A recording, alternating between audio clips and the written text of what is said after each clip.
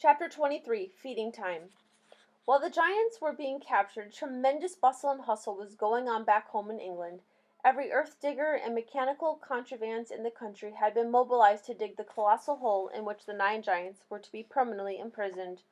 10,000 men and 10,000 machines worked ceaselessly through the night under powerful arc lights, and the massive task was completed only just in time. The hole itself was about twice the size of a football field and 500 feet deep.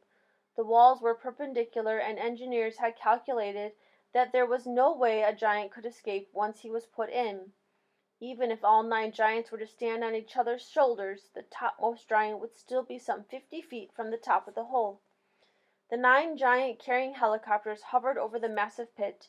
The giants, one by one, were lowered to the floor, but they were still trussed up, and now came the tricky business of releasing them from their bonds. Nobody wanted to go down and do this, because the moment a giant was freed, he would be sure to turn on the wretched person who had freed him and gobble him up. As usual, the BFG had the answer. "I has told you before," he said, "giants is never eating giants. So I is going down, and I shall untie them myself before you can say Rack Jobinson." With thousands of fascinated spectators, including the Queen, peering down into the pit, the BFG was lowered on a rope. One by one he released the giants. They stood up, stretched their stiffened limbs, and started leaping about in fury. "Why is they putting us down here in this grub-sludging hole?" they shouted at the BFG. "Because you is guzzling human beings," the BFG answered. "I is always warning you not to do it, and you is never taking the titchiest bit of notice." "In that case," the flesh-lump-eater bellowed, "I think we's guzzling you instead." The BFG grabbed the dangling rope and was hoisted out of the pit just in time.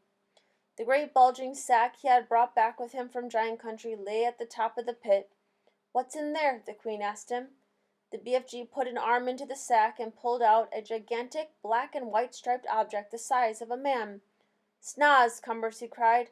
"This is the repulsant Snozcumber, Magister, and that is all we is going to give these disgustive giants from now on." "May I taste it?" the Queen asked. "Don't, Magister, don't," cried the BFG. "It is tasting of trog filth and pig squibble."